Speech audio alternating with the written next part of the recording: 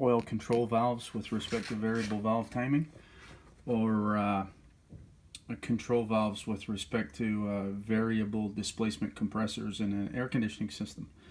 This particular valve that I've got here was $25 or something off of Amazon. I just bought it for demonstration purposes. This is actually for a variable displacement compressor. So we have a connector, as you can imagine. This is a coil inside here, and the coil is duty cycle or pulse width modulated, controlled, whatever you prefer, whatever camp you're in. And you can see that we have an intake port here. You can tell because it is actually screened and it's perforated all the way around to let, again in this case, refrigerant in. And there's a spool valve in here that will shuttle back and forth, porting the pressure to the left port, let's call it, or the right port.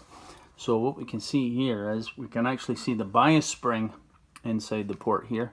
So the spool is actually being biased, I'm guessing, all the way to the left. So I think the port is connected between the intake and the left port is biased that way. Maybe at 50% it would close the two ports, close off both of these ports, and then as it gets above 50%, I think it would start shuttling the pressure towards this side. Now keep in mind, guys, this is no really pressure control, is actually flow control. I hope that makes sense. So all this to say, one of the guys actually had suggested in a previous video that you could utilize your injector tester in order to actually test these. And it's been my experience, spoiler alert, the answer to that will be yes and no. I've got the little injector tester set up for a single pulse here. That's mode 1. Some of you guys might be familiar with this tool. Mode 1 is a single 250 millisecond pulse. And so what it does is basically take the system voltage. It'll drop it down a wee bit in the circuit here, so it doesn't quite apply 14.4. You'll see that on the scope. I'll give you those details, but I'll show you what it does do, guys. Right? So let me just show you in the zoomed out view here.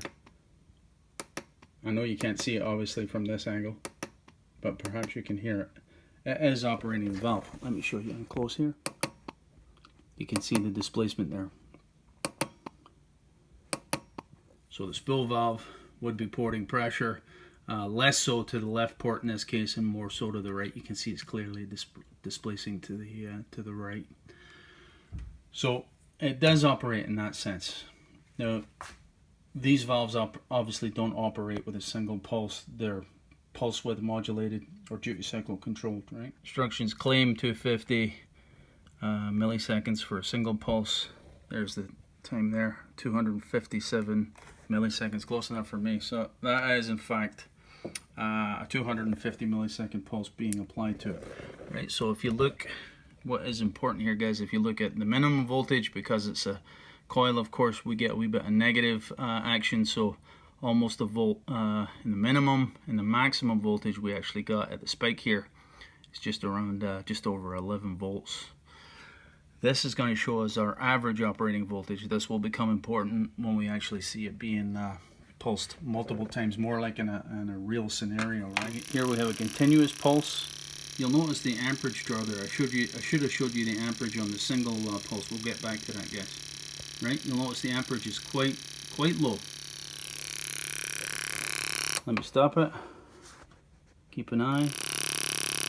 If you can see any movement in that spool, you're a better man than me. I don't really see, maybe minimal movement, very minimal compression on the bias spring there.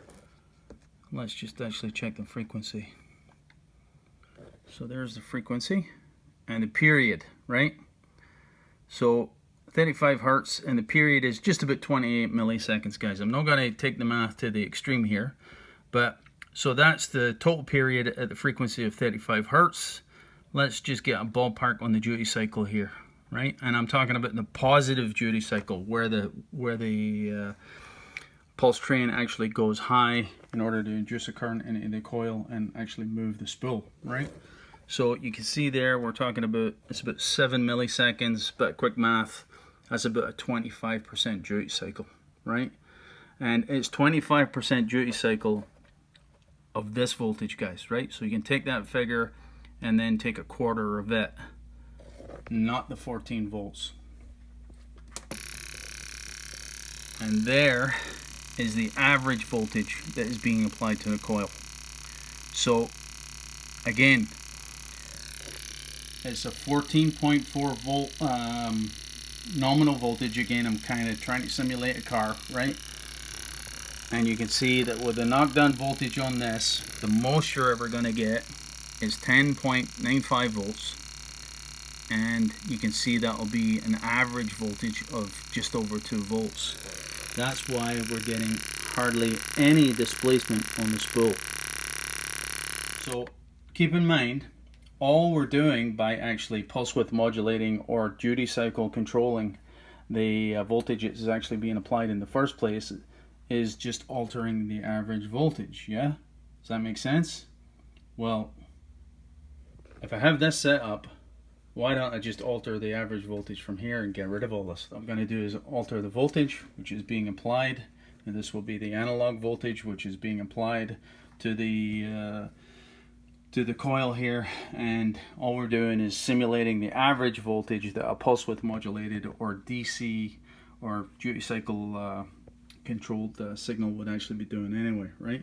So I've got that set up. I'll turn it on. You might hear the click again. It's 14.4.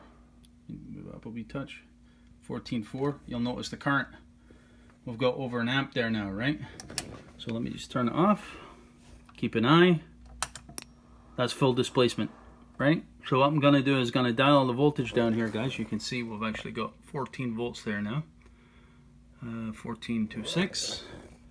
What I'm going to do is slowly ramp down the voltage here. Hopefully you can see the coil of the bias spring actually moving, right? So I'm at 0 and I'm going to move back up. And you can see it actually moving.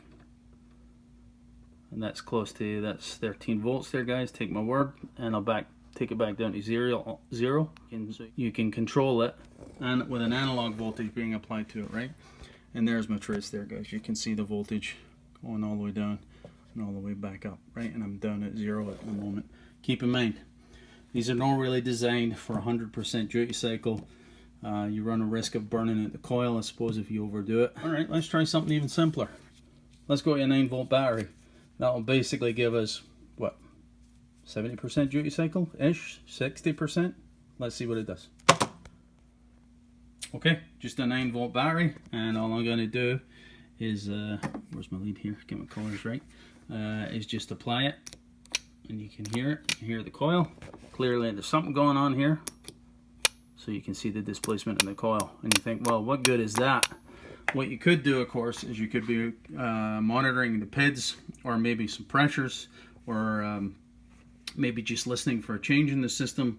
The point is, all you want to do is displace the spool within the valve to see if the system is actually reacting to it, right? Now, there's a possibility the spool could be actually bound, seized in the bore for whatever reason. You could be applying the voltage. There could be current there. You can monitor the current that's going through there, obviously.